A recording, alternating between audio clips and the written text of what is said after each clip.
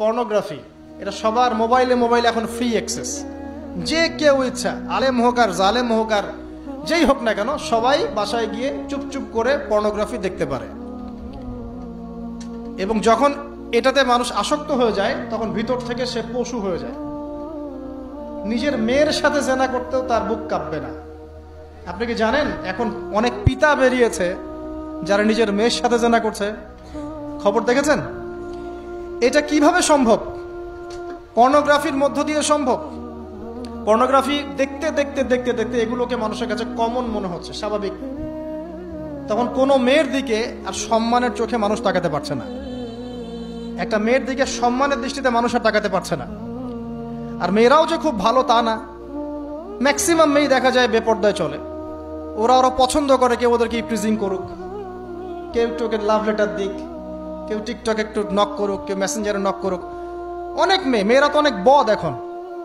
ভালো মেয়ে খুঁজে পাবেন কোথায়? খুবই রেয়ার, খুবই রেয়ার। ভালো মেয়ে খুঁজে পাওয়া খুবই রেয়ার। যদি আপনি নিজে পবিত্র না থাকেন, আপনি পবিত্র মেয়ে খুঁজে পাবেন না। প্রিয় দিনী ভাই, আপনি যদি নিজে পবিত্র না থাকেন, আপনি পবিত্র মেয়ে খুঁজে পাবেন না। বড় বড় শহরগুলোতে গিয়ে দেখেন, শপিং মলগুলোতে গিয়ে দেখেন, শপিং মল, ইউনিভার্সিটিজ, মেগা সিটিজ গুলোতে গিয়ে দেখেন, মেয়েদের গেট আপ গুলো দেখেন। বলবে যে হুজুর আপনারা এগুলো দেখেন? জি না, আমরা দেখি না, বাট আমাদের চোখের সামনে পড়ে যায়। আর চোখের সামনে যখন পড়ে যায়, তখন তো আমরা চোখ বন্ধ করে হাঁটতে পারবো না। মনে করেন আমি কার ড্রাইভ করছি, এমনকি আমি চোখ বন্ধ করে ড্রাইভ করবো? সামনে কেউ পড়ে গেলে বলবেন হুজুর আপনার দৃষ্টি খারাপ। কি ফাইজলামি শুরু করছে একটা। ডানে বামে চারপাশে যখন মেয়েরা এভাবে নগ্ন হয়ে ঘুরবে, আমি কি চোখ বন্ধ করে আকাশের দিকে তাকায় গাড়ি চালাবো? না আকাশের দিকে তাকায় হাঁটবেন, নাকি মাটির তলে তাকায় হাঁটবেন? কি করবেন? তো এগুলো হচ্ছে এক প্রকার এক শ্রেণীর বুদ্ধি প্রতিবন্ধী আছে, নাস্তিকতায় বিশ্বাসী, এদের খোরা যুক্তি এগুলো।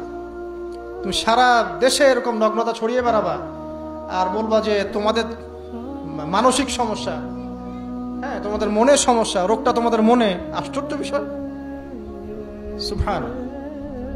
তো যেটা বলছিলাম ভাই, এগুলোর কারণটার দিকে আসেন। মূল কারণটা কিন্তু এইগুলা, ফ্রি মিক্সিং। আপনার মিডিয়াগুলোর মধ্য দিয়ে এইভাবে অবাধে দেদারসে যৌনতার প্রদর্শনী, বিভিন্ন মুভিজ অ্যান্ড ফিল্মস অ্যান্ড এই যে সিরিয়াল, এইগুলা এমন কিছু মিডিয়া যেগুলো আমাদেরকে যৌনতা শিখাচ্ছে, এবং পর্নোগ্রাফি, এগুলো সবকিছু যখন একত্রিত হয়েছে, তখন দেখবেন সমাজের মধ্যে যৌনতা বেড়েছে, জেনা বেড়েছে, ধর্ষণ বাড়ছে, তারপরে পরকীয়া বাড়ছে, এবং এগুলো এখন নর্মাল হয়ে গেছে। মানে এগুলো নর্মাল, মানুষ সবাই মেনে নিছে যে এটা হয়, এমনই আসলে। ধর্ষণ দিনে 4-5টা হয়, হ্যাঁ রেপ এটা হতেই পারে, জেনা ছেলে মেয়ে একটা আপোষের সম্মতিতে প্রেম করছে, জেনা করছে, এটা সমস্যার কিছু নাই, এটা বাক স্বাধীনতা, এটা মানুষ মনে করে এখন। হ্যাঁ, দুজন যদি পরস্পর সম্মতিতে জেনা করে, এটাকে পাপ মনে করা হচ্ছে না এখন আর। আপনার কথা কি মাথার উপরে আছে? সত্যি, এখন যদি দুজন, একজন ছেলে একজন মেয়ে যদি সম্মতিতে জেনা করে, এটাকে পাপ মনে করা হচ্ছে না। জোর করে করলে তখন পাপ মনে করা হচ্ছে। এবং দেখা যায় অনেক পরিবার, আপনি জরিপ করে দেখেন, ম্যাক্সিমাম পরিবারে এখন পরকীয়া ঢুকে গেছে। স্বামীকে নিয়ে স্ত্রী সন্তুষ্ট না, স্ত্রীকে নিয়ে স্বামী সন্তুষ্ট না, চলছে। আবার যদি কেউ অনেস্টলি একাধিক বিয়ের দিকে যায়, তখন তাকে আবার সমাজের দিকে খারাপ চোখে দেখা হচ্ছে। দেখা যাবে একটা স্ত্রী আছে বাসায়, কিন্তু বাইরে 10টা মেয়ের সাথে টাঙ্কি মেরে বেড়ায়, কোনো সমস্যা নাই। 10টা মেয়ের সাথে জেনা করে বেড়ায়, কোনো সমস্যা নাই। কিন্তু একটা মেয়েকে যদি বিয়ে করে, তাকে ভরণ পোষণ, তার রেসপন্সিবিলিটি, তার গার্ডিয়ানশিপ, তাকে সম্পত্তির অধিকার, যৌন অধিকার সবকিছু দেওয়ার চেষ্টা করে, তখন সমাজের মানুষ বাঁকা চোখে তাকায় থাকে। এটা কোন যুগে আছেন? এটা আইয়ামে জাহিলিয়াত চলছে এখন। আমরা মক্কাকে আইয়ামে জাহিলিয়াত মনে করেন? মক্কার জাহিলিয়াতের চেয়ে 1000 গুণ বেশি জাহিলিয়াত এখনকার বিশ্বে আছে। কেউ চ্যালেঞ্জ করলে আমার সাথে ডিবেট করতে বলেন, আমি প্রমাণ করে দিব যে মক্কার জাহিলিয়াতের চাইতে 1000 গুণ বেশি জাহিলিয়াত এই যুগে আছে।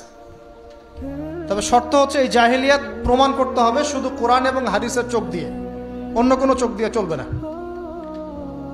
তো এই সব কিছুর উপরে আবার একটা বিষয় আছে, সেটা হলো সবসময় আইনের সুশাসন নিশ্চিত হচ্ছে না।